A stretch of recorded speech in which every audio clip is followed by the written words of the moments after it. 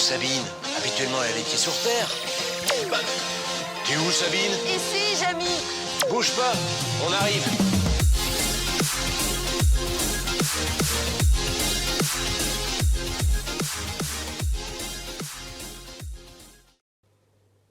Bonjour à tous et bienvenue dans notre troisième épisode de notre mini-série C'est pas compliqué, l'airsoft dédié aux débutants. Aujourd'hui, on va vous parler des règles de jeu. Pour ce faire, on va s'appuyer sur le règlement de la 72e TAC. Il faut bien une base de départ. Mais attention, chaque professionnel ou association a ses propres règles de jeu. Du moment qu'il respecte la loi, c'est moi! il est assez libre de faire ce qu'il veut sur les règles de jeu. Pour les débutants en airsoft, je ne vous cache pas, l'apprentissage il va être long.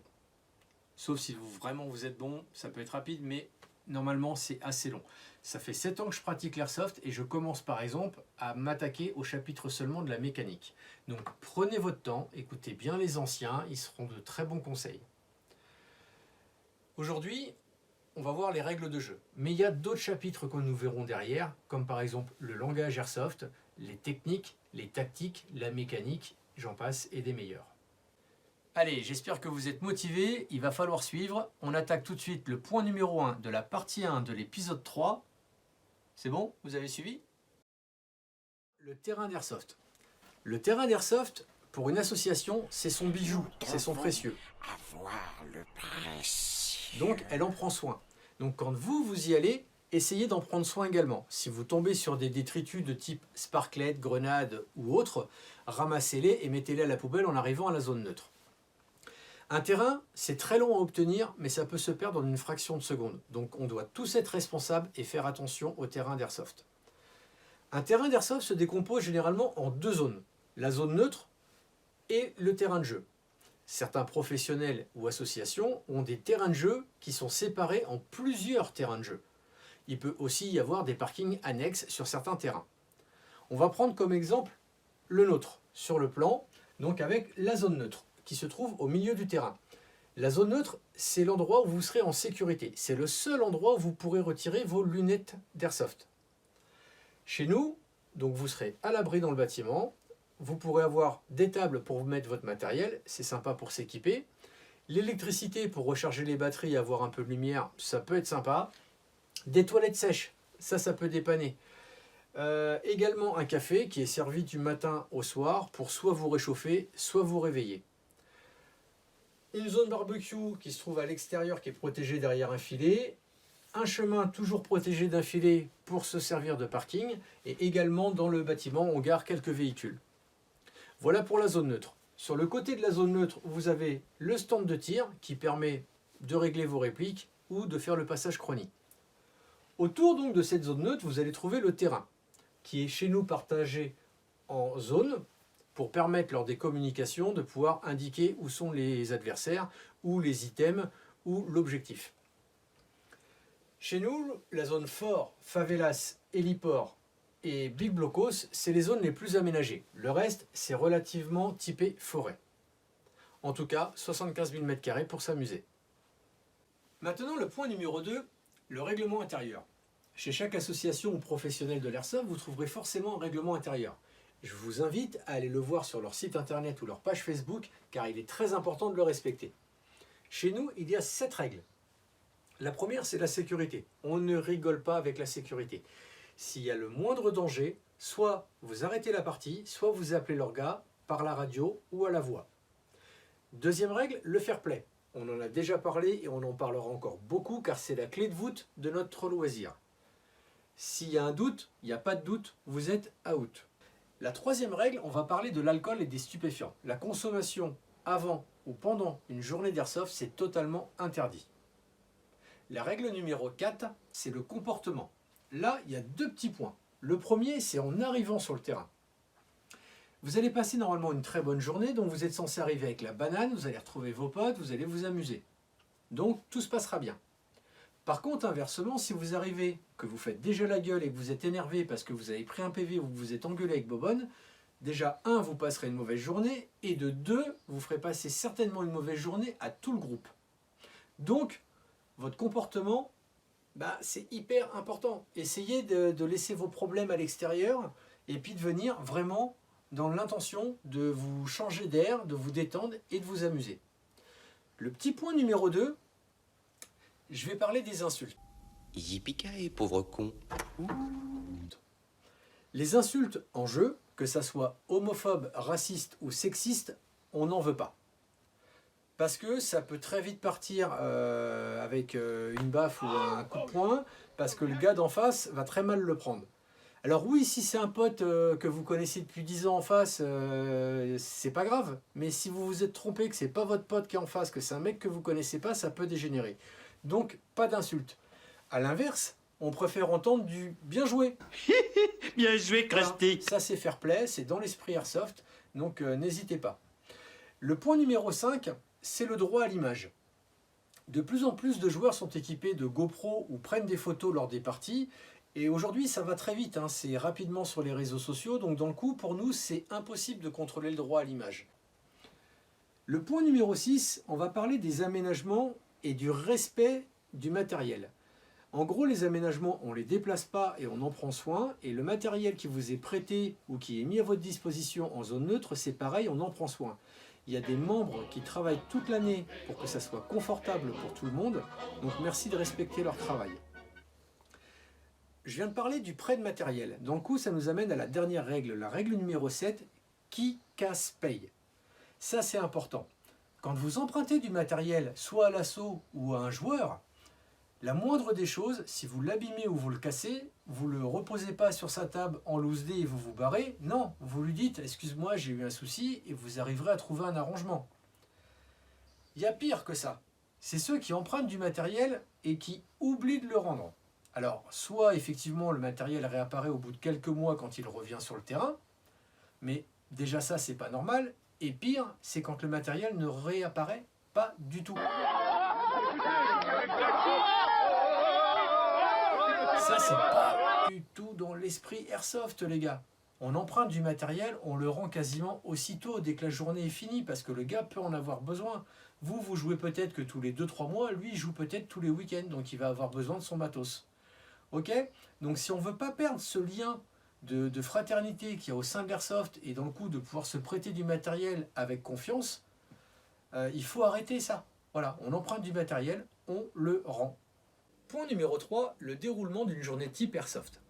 Alors forcément, je ne vais pas parler pour les autres associations ou professionnels de l'Airsoft, je vous invite par contre à suivre leurs horaires sur leur programme. Chez nous, c'est simple, vers 7 h, j'ouvre la chaîne accompagné de certains membres et certains invités pour commencer à mettre le terrain en place. En tout cas, à 8 h 30, tout le monde doit être là. À 9 h, fermeture de la chaîne. Dès votre arrivée, des membres vont vous orienter pour vous stationner. Ça sera suivant votre heure de départ. Si vous partez vraiment très tôt, on vous mettra à l'extérieur du terrain. Par contre, après, c'est suivant votre heure, on vous mettra soit dans le chemin, soit dans le bâtiment.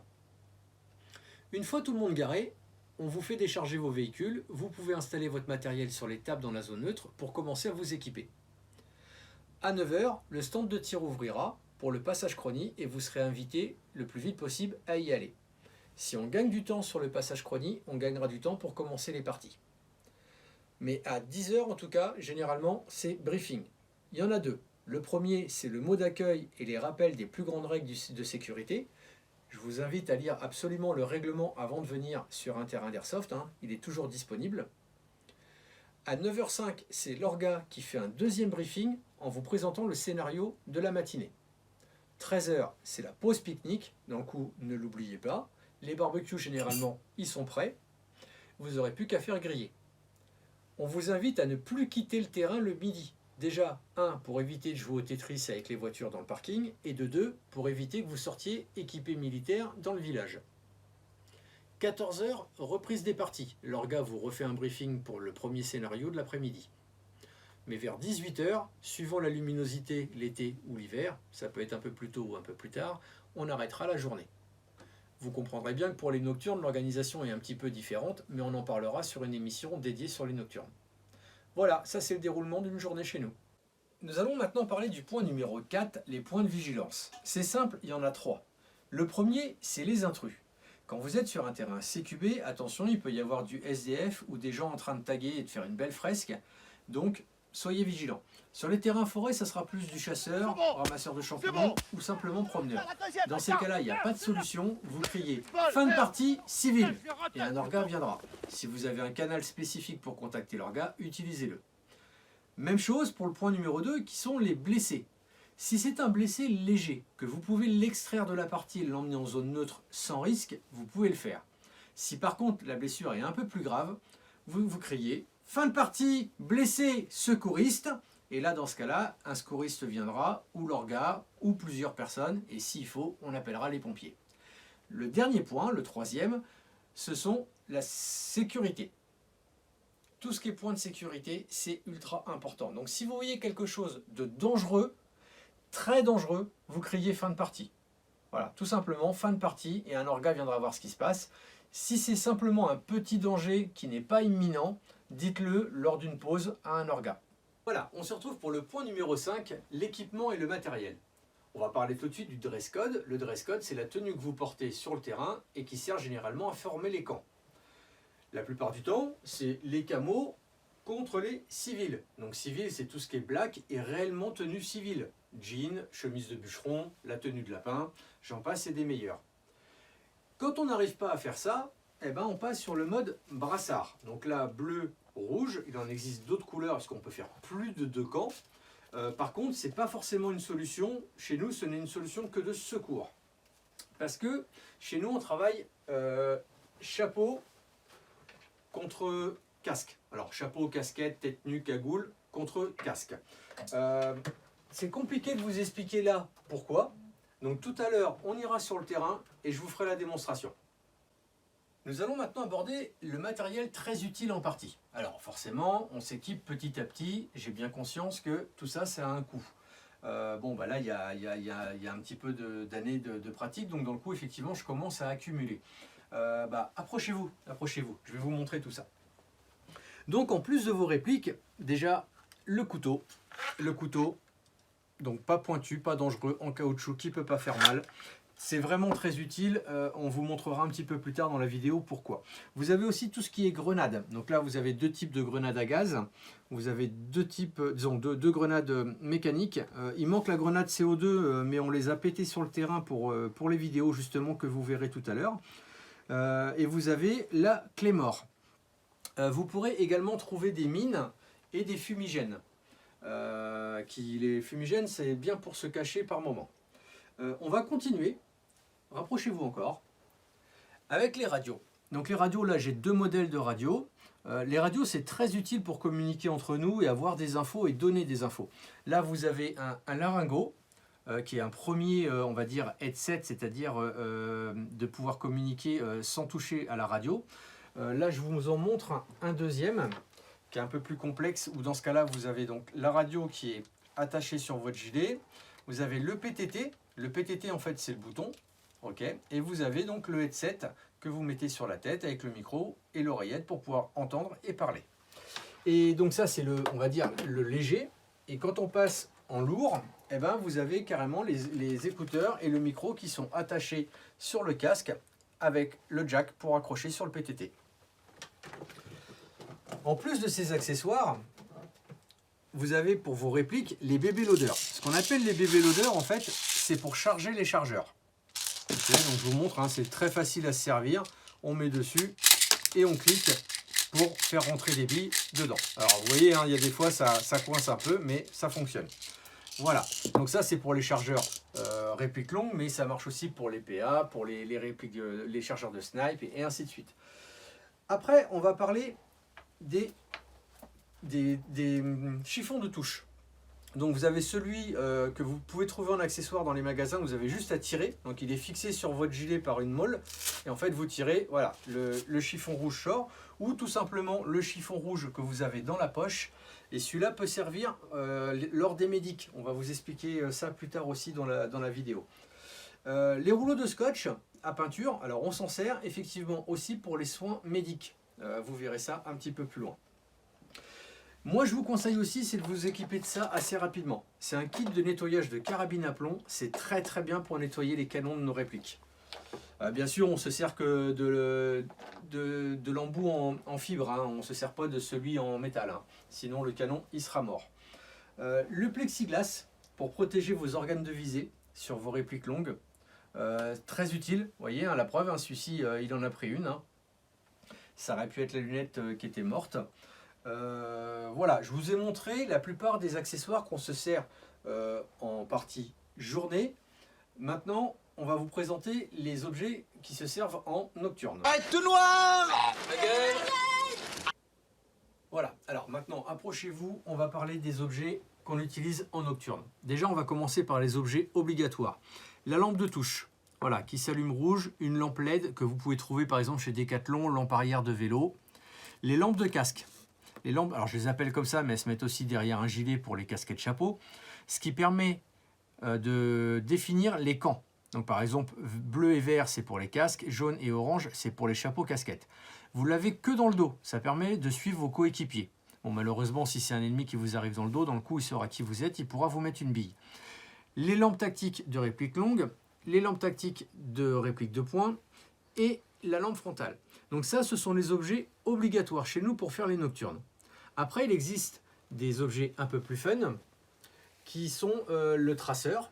Le traceur, c'est un silencieux avec une lampe LED assez puissante qui flash une bille phosphorescente et dans le coup qui la rend lumineuse. Donc ça fait un peu détresse, ça fait Star Wars, ça donne vraiment un côté très sympa à la nocturne. Après, vous avez les lasers. Je parle bien de lasers spécifiquement pour l'airsoft. Les ophtalmologues nous ont assuré qu'il n'y avait aucun danger avec ces lasers-là. Bien sûr, si vous avez un doute sur votre laser, vous le montrez à l'orga, ok ? Il y a après les lampes de vision nocturne, les lunettes de vision nocturne, pardon. Donc ceci, c'est une infrarouge. Il en existe d'autres modèles. Il y a les NGV, il y a les thermiques, voilà. Mais on fera un épisode spécifiquement dessus avec les communications où on a un expert radio qui viendra nous parler de tout ça. Également, vous pouvez trouver ce genre de lampe sur les terrains. Par exemple, cette lampe-là, moi, je m'en sers pour la mettre sur mon bouclier tactique. Je vous montrerai tout à l'heure quand j'utiliserai le bouclier. Et cette lampe-là, par exemple, on s'en sert pour mettre les respawns, pour vous signifier les respawns la nuit. Voilà pour les objets pour les nocturnes.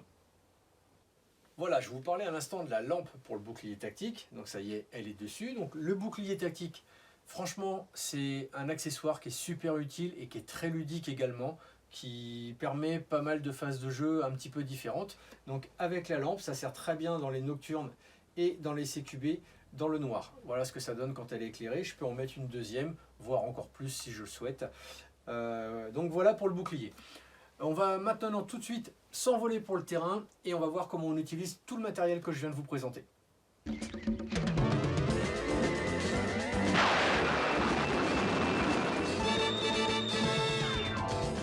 Comme je vous expliquais tout à l'heure, chez nous, on a choisi de faire les casques contre les chapeaux casquettes. On a un terrain qui est relativement ménagé et souvent, il n'y a que la tête qui dépasse. Regardez par exemple Rosan. Là, je sais tout de suite dans quel camp il est. Par contre, si on joue avec des brassards, Rosan, fais voir ton brassard, regardez comment il faut qu'il se montre pour que je sache dans quel camp il est. C'est forcément moins facile. Même problème avec les camos. Quand il est caché, je ne vois pas qui c'est. Si j'ai le casque, voilà, le casque, c'est un casque vert, ok, mais le camo qui est en dessous, je ne sais pas forcément quel camo ça va être. Ça va être civil, camouflage chez eux, US, russe, je ne sais pas. Donc voilà, nous, c'est casque contre chapeau casquette. L'emport, c'est la quantité de billes ou de différents accessoires ou matériels que l'on peut avoir sur soi par phase de jeu. La phase de jeu, en fait, c'est un scénario.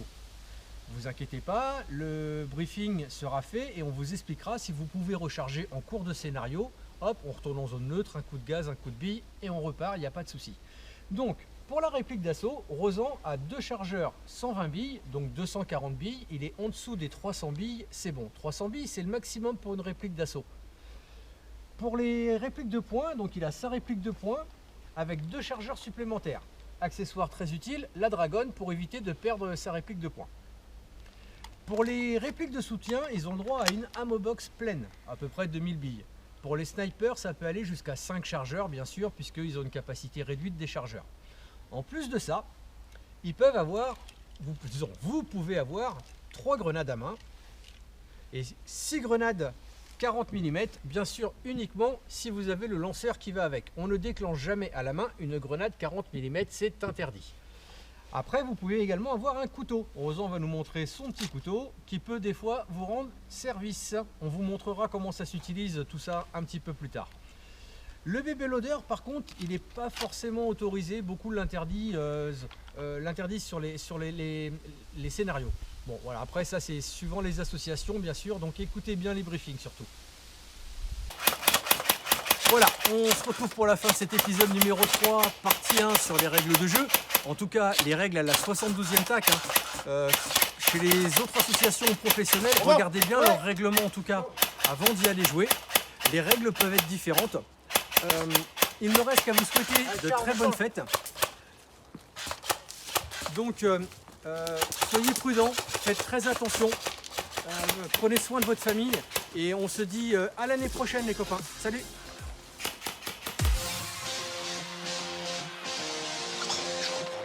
Elle est où, Sabine? Habituellement, elle est pieds sur terre.